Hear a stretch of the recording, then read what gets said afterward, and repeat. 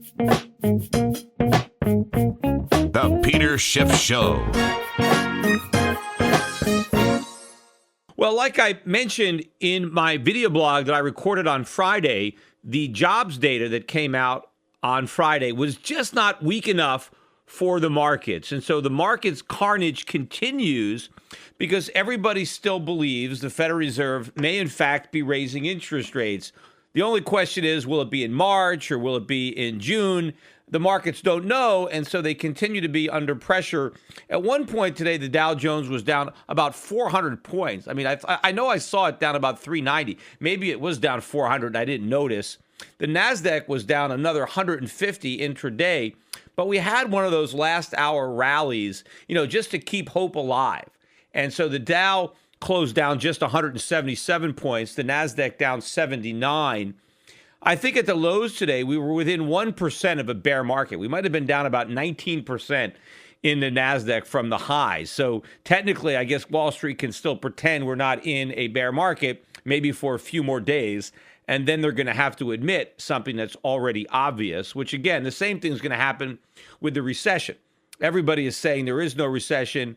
Eventually, they're going to have to admit it. In fact, I was reading an article, and it was one of the bigger banks economists. He was negative on the market. He thought, well, there's going to be some more downside. Maybe the NASDAQ's going to go to 3,900 or something like that. But he said, don't worry, it's not going to be as bad as it was in 2000 or 2008 because the economy is in good shape and the odds of a recession are very slim. I mean, what would make him think the odds of a recession are so slim? I mean, all the data is horrible. I mean, manufacturing is already in a recession. The service sector is contracting rapidly. I mean, it's been 7 years since the last recession, so we're overdue. The Fed is tightening. They're raising interest rates. And in fact, they've been tightening for 2 years, if you understand that the taper talk was the beginning of the tightening. So why wouldn't we have a recession? Plus, we're in a bear market. And I know they keep saying things like, well, the market has predicted 10 of the last 5 recessions. Okay, well, they got half of them.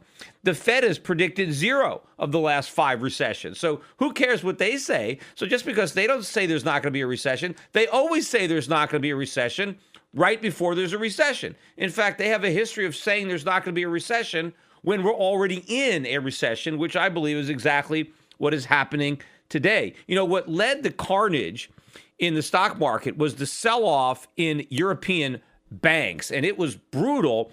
In fact, these big banks in Europe are lower than they were at their lows in the 2008-2009 financial crisis. And the big one is Deutsche Bank, which is, actually, I think had to come out today and reassure everybody that they don't have a solvency problem, which is very reminiscent of Lehman Brothers or Bear Stearns. Stock was down about 8% today, but all the U.S. stocks hit 52-week lows. Morgan Stanley down 7%, 52-week low. Goldman Sachs down 4.5%, 52-week low. Bank of America down 5.25%, 52-week low. Again, I mentioned this on one of the podcasts last week. These stocks are going to get decimated until the Fed says uncle. Or aunt or whatever. How much pain are they going to tolerate? Because Japan can't do it. The ECB can't do it. In fact, the low interest rates, since the ECB is negative rates are actually making it worse for the European banks. So there's no more stimulus coming from Europe because the stimulus is now causing a bigger problem than it's supposedly curing. And in fact, I've said this many times, you've got these bankers in Europe that are worried about lowflation, right? Because they see weak oil prices. So now they want to stimulate. But whenever they stimulate, they cause the dollar to strengthen. And the stronger dollar further suppresses the commodity prices where they're worried about low commodity prices. And so then, in response to their worries, they do things to make commodity prices go down even more because they try to make the dollar more attractive because they're easy. The only way out of this, and I've said this over and over again, is for the Fed. The Bank of Japan can't do anything. In fact, the yen was up again today, a new 52-week high in the Japanese yen. And so even though Japan has gone negative, it's not working. The yen is rising. In fact, it's not just a 52-week high. This is the highest we've been since October of 2014 in the Japanese yen. So much for Kuroda and negative rates because the yen is rising. That's like a tightening. And it can't work in Europe. They're out of bullets because it's already backfiring. They're making their situation worse by easing. So who's left? It's just Janet Yellen, and she is going to be speaking in front of Congress Wednesday and Thursday this week, and maybe she'll let the cat out of the bag. Maybe she will throw the market, a lifesaver this time instead of another anchor. But that's all we've been getting in the stock market. And again, none of this surprises me. This is what I've been saying was going to happen. I said if the Fed raised interest rates, they were going to prick their own bubble, and that's exactly what they did. And despite the fact that they made a tiny hole with a quarter-point hike, the air is gushing out because the bigger the bubble, the smaller the pin that is required to prick it, and that is exactly what happened. Of course, it's the opposite in gold. Now, gold actually traded up to $1,200 an ounce today before backing off. It did close the day above 1190, which was up, about maybe $18 or so on the day. In fact, early last night, when I was watching the Super Bowl, I noticed that the price of gold had dropped about $8-9 from where it closed in New York on Friday. So it recovered all those losses early this morning and then posted, at one point it was up, $25, $26, huge rise. There are a number of gold stocks that were up 15 to 20% intraday on their highs. They surrendered some of the highs by the close, but some huge up days in the gold stocks. Gold at 1,200, that's a $150 rally in the price of gold since the day after the Fed hiked rates, right? The opposite reaction of what every single supposed expert in the financial community expected to happen. And none of them are bullish. I was watching, on the financial channels today, and people were still talking about how this is a bear market rally in gold. Be careful. I wouldn't buy it. It's going to go down. The fundamentals are lousy. There's never going to be any more inflation, which all this stuff is music to my ears. I don't want the conventional wisdom to be positive gold. The last time that happened was the high. And I remember that. I remember when gold was 1,800, 1,900. Everybody was positive. Everybody was agreeing with me. And I was worried. Unfortunately, I wasn't worried enough. I should have sold all my gold and gold stocks and bought them all back, right, a month ago. But I wasn't that smart. But I remember being uncomfortable when after years of ridiculing me, they were now, joining me, right? And so I don't want that to happen again. I want Wall Street to miss out on this party for as long as possible because that just gives me that much more confidence that I'm right. And in fact, I got a little nervous today when Dennis Gartman was on CNBC talking about how gold is now broken out and you can be long gold in any currency. Remember, he used to say be long gold in yen terms or in euro terms, right? Well, now he's saying in dollar terms. So he's saying it's a breakout. And that made me a little nervous because he's got such a bad track record, right? Whatever he says, he's pretty much wrong, although he changes his mind the following day. So he can be bullish on gold today, and tomorrow he can be bearish, and then I'm okay again. So I was a little nervous because he was talking positive about gold. But then he said, but don't buy it now. That was his advice. He said, look, I think gold is broken out, but you can't buy it now. Wait for a pullback. And that really, I was able to breathe a sigh of relief because that means there's not going to be a pullback, most likely, and it's just going to go straight up. And therefore, Gartman preserves his record because nobody following his advice will make any money because even though he thinks the price of gold is going up, he's telling people not to buy it. He's telling people to wait for a pullback first and then buy it. We already had the pullback, right? When he was telling people not to buy it, we had the pullback. We pulled back to 1050, and now we're under 1,200. And I think when we break above 1,200 and close there, I think it's going to be a very quick trip from 1,200 to 1,300, even if Janet Yellen hasn't already let the cat out of the bag with respect to the fact that there's not going to be any rate hikes. But the fact that so many people are still expecting rates to go up or assume that everything is fine in the U.S. economy. They think there's problems in Japan or China. They think there's problems in Europe. But why would they assume that everything is so great here? I mean, what evidence do they have to possibly suggest that. All they have is the low unemployment rate.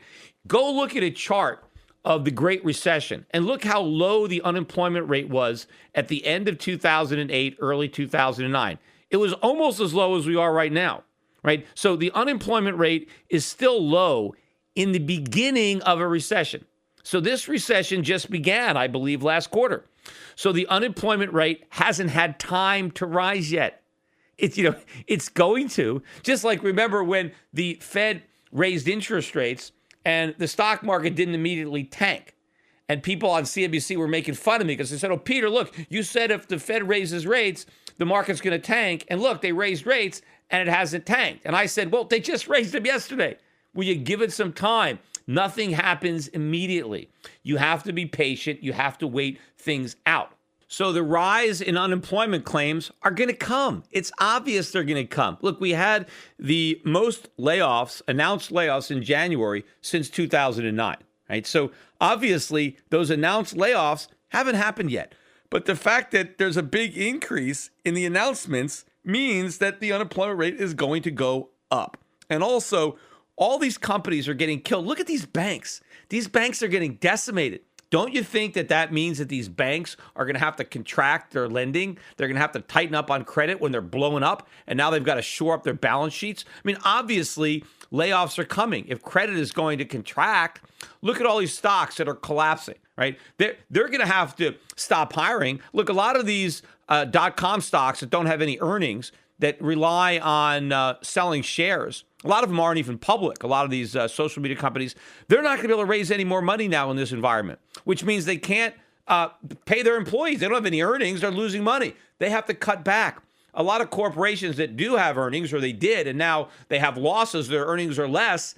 How are they going to shore up their balance sheets? How are they going to try to make their earnings per share numbers? They've got to cut their costs. Well, what's the easiest cost to cut? Payroll, labor, layoffs. And of course, I mentioned on the video blog, the main reason that wages were up so much in January is because so many states increased the minimum wage by so much. And since we're like a minimum wage economy where so many people work for the minimum wage, a boost in the minimum wage, well, that's going to raise wages. But there is the downside to the boost of the minimum wage, and that's all the people who lose their jobs. And so, yes, some people are going to get a raise, and they'll have a little bit of extra money to spend. But a lot of other people are going to get a pink slip, and they're going to have no money to spend because they're going to have no job. That's what's coming. So first comes the pay hikes, and then comes the pink slips as businesses try to deal with our higher payroll costs. Well, the only way you do that is to bring down your payroll costs. You can't lower wages below the minimum wage because that's illegal. So all you can do is fire some people so that you reduce their wage to zero. And that is what's going to happen. So the layoffs are going to be significant. The only question is, when is Wall Street or when is the Federal Reserve going to acknowledge that and relieve the stock market? But it's not going to relieve the economy. As I said before, this is a very, very serious recession that has already started. And rate cuts and QE are not going to stop it from happening. It's going to happen anyway. All the Fed could do with QE and rate cuts is slow down the pace. But it's ultimately going to make it much, much worse. And I think the fact that it's now obvious, it's got to be obvious, rather, to the central bankers that ECB can't do it and that the Bank of Japan can't do it, it's now all up to the Fed. And as long as the Fed wants to pretend that everything is great in America and that they're going to be raising rates, the carnage is going to continue. And Yellen is now, I believe, these guys are frantically trying to figure out what they're going to say, how are they going to get out of this jam that they have now put themselves in. It's the exact box I said they were going to be in, which is why I thought that the Fed would be smart enough not to raise rates, because I said, well, if they raise rates and the market tanks, how are they going to stop it? Because they've always been the one to save the market. It's a rate cut or a QE. That's what always backstops the market. It's the Yellen put, the Bernanke put, the Greenspan put. Well, I said if Yellen raises rates, the put expires. Now there's nothing beneath the market but a bunch of air. So she's got to do something. But the problem is she can't admit that she made a mistake. So she's got to allow a certain amount of time to transpire between her original rate hike and her next rate cut. And she's got to let some time pass to put some distance between their about face. And now they've got to come up with an excuse, something to blame it on to try to save face, to try to preserve what's left of their credibility. But, there's no real way to do it. Now, of course, the media wants to pretend, or Wall Street is going to try to, maybe say, oh, yeah, the Fed is smart. Yeah, they made a good decision to reverse. And because they don't want to cast doubt on it. But the markets are going to figure this out. But when this happens, right, when the Fed basically has to acquiesce, then this dollar is going to collapse. The dollar was down again today. We basically reversed the gains that we had on Friday based on the bogus, supposedly strong jobs report that wasn't strong at all. It just wasn't weak enough to get the Fed to admit that they're not going to hike and to leave the prospect of a potential hike in the minds of traders. But we've already surrendered those gains. And I think we're headed, again, a lot lower. Look at, as I said earlier, the breakdown in the dollar yen. The Swiss franc was also strong today, not as strong as the yen. But these are another one of these funding currencies. The euro is up too, as well as the Swiss franc. And I think these currencies are going to rise. But if the Fed does what I think they're going to do, and which is the only thing that they can do, given their agenda and their playbook and their history, when they have to admit they're not raising rates or they have to cut rates, the dollar is going to drop like a stone, right? People are going to be surprised by how many handles the dollar index goes through in a single trading session. And of course, I think this gold rally is only getting started. I mean, gold is going to respond like a rocket ship to a rate cut. I mean, that's going to be the fuel that ignites it into orbit. And yes, Dennis Gartman says he's bullish on gold, and he says wait for a pullback that may never come. See, when I might get nervous is when Dennis Gartman says, look, just buy it. It doesn't matter how high. Then we might have a correction. But as long as he's telling people not to buy, to wait for a pullback, we probably won't get one. And, that's one of the reasons that I've told people to ride this thing out, because it is very hard to time it. Because imagine the guy that decided, I'm going to sell my gold, and they sold it at $1,100. What do they do now at $1,200? Do they just jump back in and buy it? Probably not, right? They're going to wait for a pullback. Well, what are they going to do at $1,300? It makes it very difficult. If you just stay the course and think about the long-term fundamentals, it makes it a lot easier to be right. It's just that you have to be willing to be wrong in the short run until you're ultimately vindicated in the long run. But long-term profits are much more important than short-term profits, because short-term profits can turn into long-term losses. And then what good are they, right? What good is the memory of a profit that you never took? I'd rather have the memory of a loss that went away because it turned into a profit. And that's what I think ultimately is going to happen with the people who have been in gold, and even the people who bought gold higher. This guy from CNBC who wrote this article about, the Peter meter, right? And this was almost the absolute low of gold. This guy at CNBC, called me out. Peter Schiff, the worst recommendation in the history of CNBC. Peter Schiff came out and said buy gold at 1,700, and look, it's at under 1,100, 1,070, or wherever it was when he wrote that article. And of course, I pointed out there's no way it was the worst recommendation. Look, how many NASDAQ stocks are down 50% in the last 6 months, right? I mean, that's way more than gold was down, right? Anybody who said buy one of those stocks, in fact, every single stock that's down 50% has a buy recommendation on it. The only stocks that don't have buy recommendations are the gold stocks. They're the only ones that are going up. But all the stocks that are getting crushed have buy recommendations on them. So all those recommendations were worse than my recommendation to buy gold. But, I emailed this guy and I pointed out, look, since you wrote that article, gold's up like 15% and the NASDAQ's down about the same amount. So if somebody read your article and they sold their gold and they bought the NASDAQ, they're down like 30%. That's a disaster, right? In just a short period of time. But I said, maybe you should write something about that, right?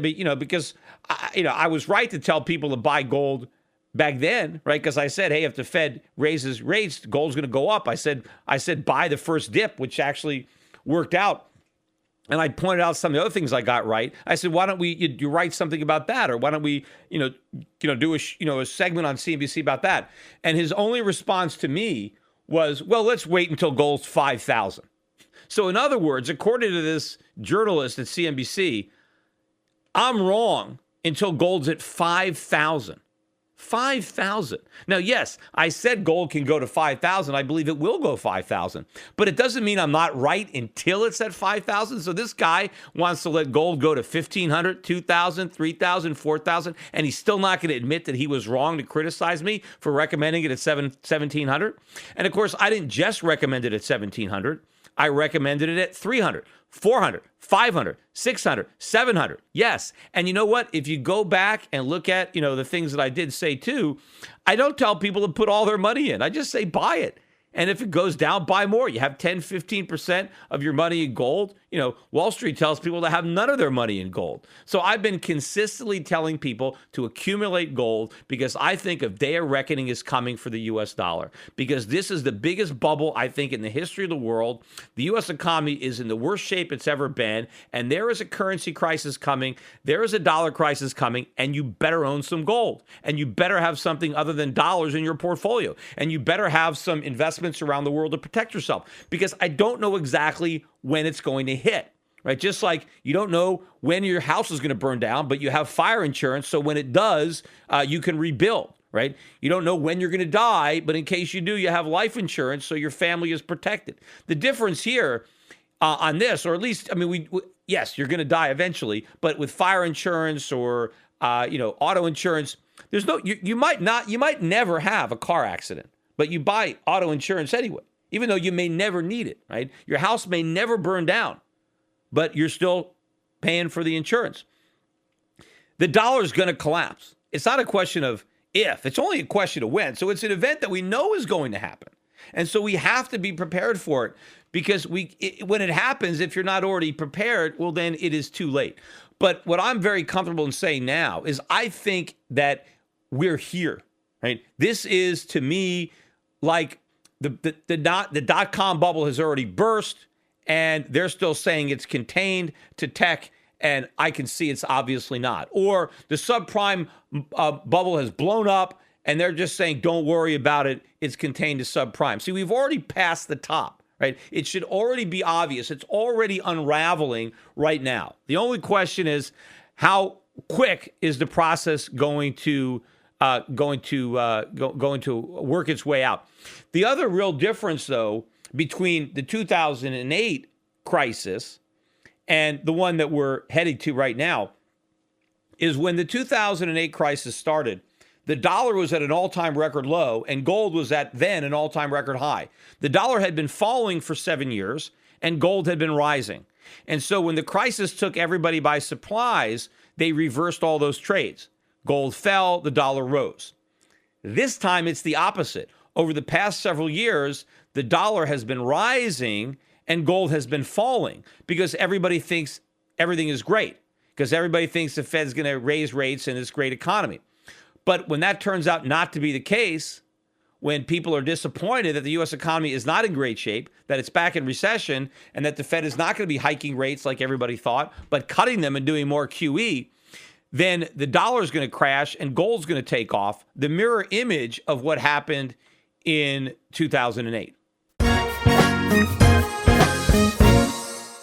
Hi, this is Peter Schiff, and long before foreign governments and hedge funds were buying gold by the ton, I urged my clients to put 5 to 10% of their portfolios into physical precious metals.